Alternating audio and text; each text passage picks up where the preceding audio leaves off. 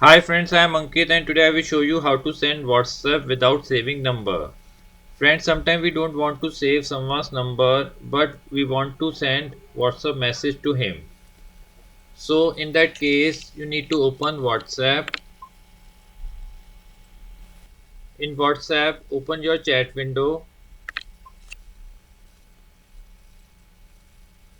Now send the mobile number in the chat window.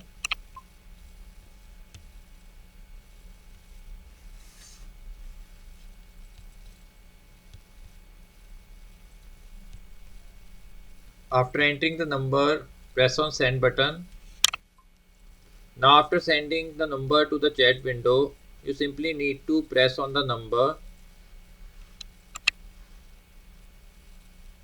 Now here you will receive three options. Now press on chat with.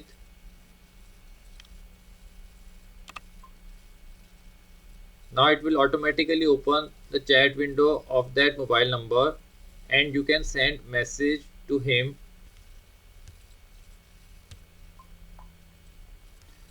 So friends, like this you can very easily send WhatsApp message without saving number.